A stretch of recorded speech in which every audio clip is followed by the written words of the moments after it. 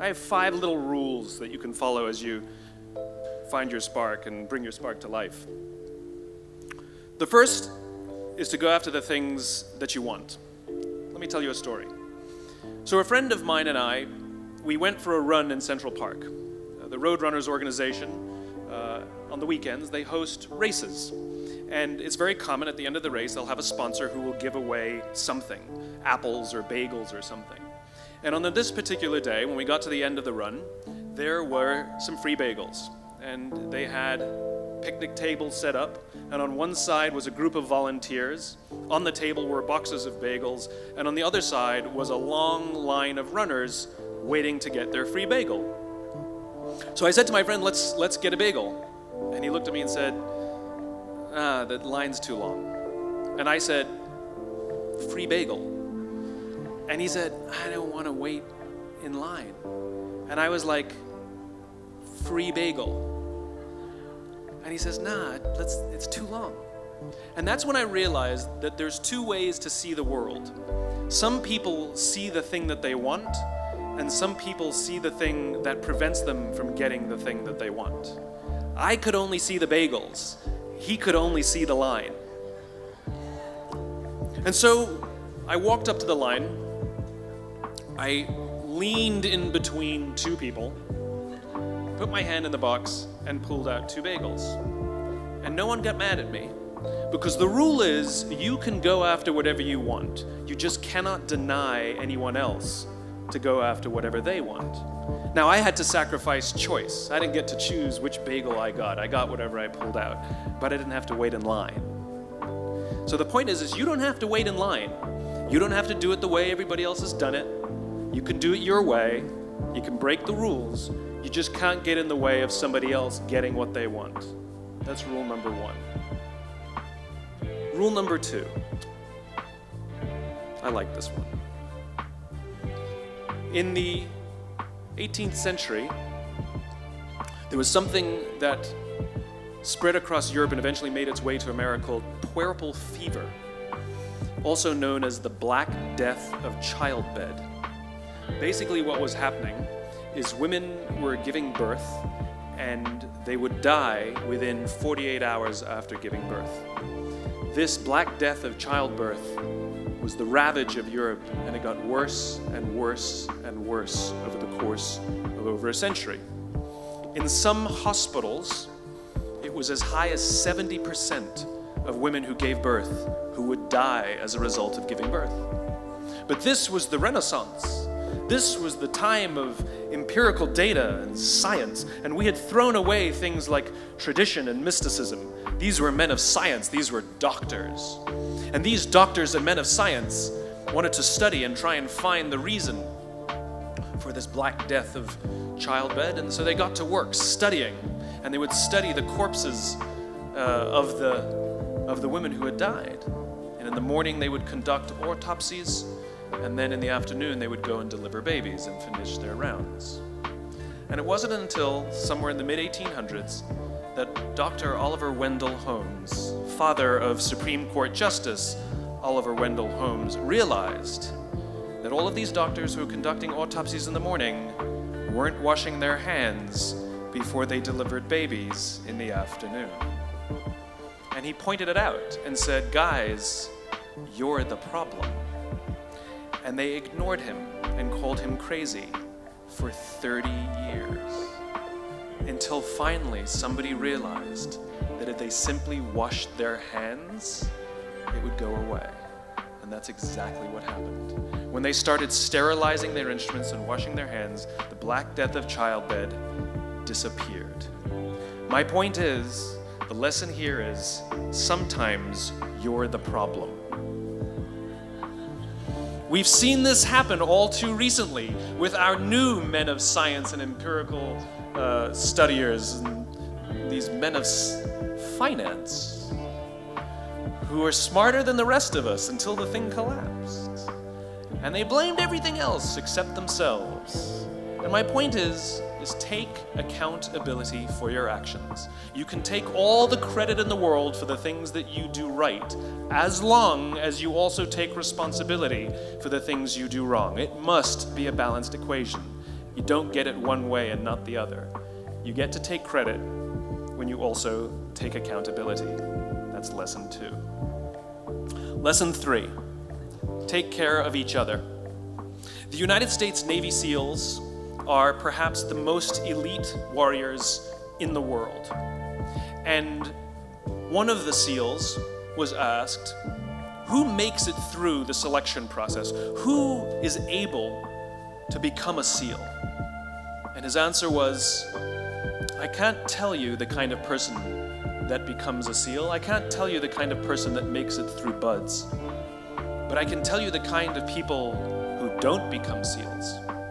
He says the guys that show up with huge, bulging muscles, covered in tattoos, who want to prove to the world how tough they are, none of them make it through.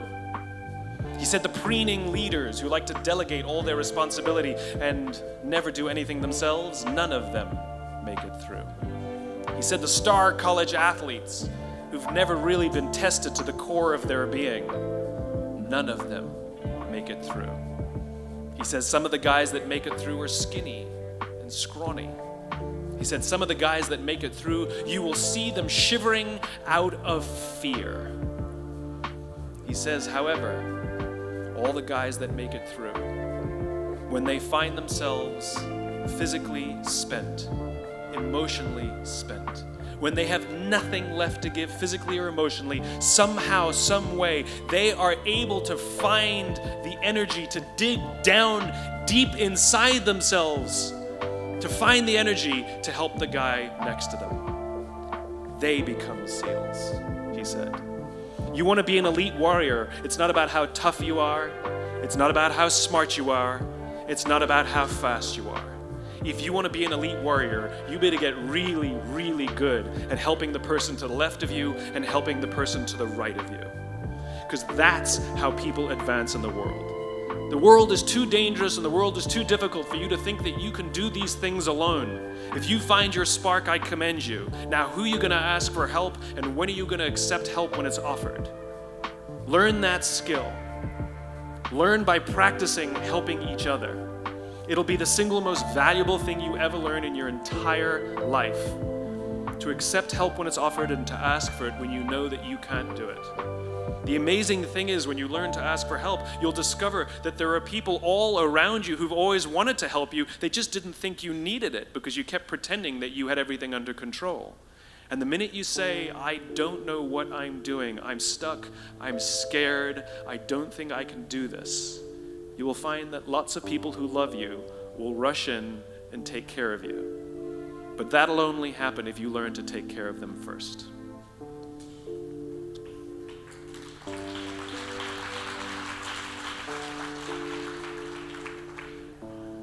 Lesson 4. Nelson Mandela is a particularly special case study in the leadership world because he is universally regarded as a great leader. You can take other personalities, and depending on the nation you go to, we have different opinions about other personalities. But Nelson Mandela, across the world, is universally regarded as a great leader. He was actually the son of a tribal chief. And he was asked one day, how did you learn to be a great leader? And he responded that he would go with his father to tribal meetings. And he remembers two things when his father would meet with other elders. One, they would always sit in a circle. And two, his father was always the last to speak. You will be told your whole life that you need to learn to listen. I would say that you need to learn to be the last to speak. I see it in boardrooms every day of the week. Even people who consider themselves good leaders, who may actually be decent leaders, will walk into a room and say, here's the problem, here's what I think, but I'm interested in your opinion, let's go around the room. It's too late. The skill to hold your opinions to yourself until everyone has spoken does two things. One, it gives everybody else the feeling that they have been heard. It gives everyone else the ability to feel that they have contributed. And two, you get the benefit of hearing what everybody else has to think before you render your opinion. The skill is really to keep your opinions to yourself. If you agree with somebody, don't nod yes. If you disagree with somebody, don't nod no. Simply sit there, take it all in, and the only thing you're allowed to do is ask questions so that you can understand what they mean and why they have the opinion that they have. You must understand from where they are speaking, why they have the opinion they have, not just what they are saying. And at the end, you will get your turn. It sounds easy, it's not. Practice being the last to speak. That's what Nelson Mandela did. Number 5. It's Monty Python. 1, 2, 5, 3. For all the other nerds in the audience. There's one. Number 5. My favorite one of all. True story. There was a former Undersecretary of Defense who was invited to give a speech at a large conference, about 1,000 people. And he was standing on the stage with his cup of coffee in a styrofoam cup, giving his prepared remarks with his PowerPoint behind him. And he took a sip of his coffee and he smiled and he looked down at the coffee. And then he went off script. And he said, last year I spoke at this exact same conference. Last year I was still the Undersecretary. And when I spoke here last year, they flew me here business class. And when I arrived at the airport, there was somebody waiting for me to take me to my hotel. And they took me to my hotel and they had already checked me in and they just took me up to my room. And the next morning I came downstairs and there was someone waiting in the lobby to greet me and they drove me to this here same venue. They took me through the back entrance and took me into the green room and handed me a cup of coffee in a beautiful ceramic cup. He says, I'm no longer the Undersecretary. I flew here coach. I took a taxi to my hotel and I checked myself in. When I came down the lobby this morning, I took another taxi to this venue. I came in the front door and found my way backstage, and when I asked someone, do you have any coffee? He pointed to the coffee machine in the corner, and I poured myself a cup of coffee into this here styrofoam cup. He says the lesson is, the ceramic cup was never meant for me. It was meant for the position I held. I deserve a styrofoam cup. Remember this. As you gain fame, as you gain fortune, as you gain position and seniority, people will treat you better. They will hold doors open for you. They will get you a cup of tea and coffee without you even asking. They will call you sir and ma'am, and they will give you stuff. None of that stuff is meant for you. That stuff is meant for the position you hold. It is meant for the level that you have achieved of leader or success or whatever you want to call it. But you will always deserve a styrofoam cup. Remember that. Remember that lesson of humility and gratitude. You can accept all the free stuff. You can accept all the perks. Absolutely, you can enjoy them. But just be grateful for them and know that they're not for you. I remember getting off the Acela. I took the Acela from New York to Washington, D.C. And I got off the train like everybody else. And I was walking down the platform like everyone else. And I walked past General Nordy Schwartz, who used to be the Chief of Staff of the United States Air Force, the head of the Air Force. And here I did, you see a guy in a suit, schlepping his own suitcase down the platform just like me. And just a couple months ago, he was flying on private jets and he had an entourage and other people carried his luggage. But he no longer held the position. And so now he got to drag his own suitcase. And never did it sort of remind me more that none of us deserve the perks that we get. We all deserve a styrofoam cup.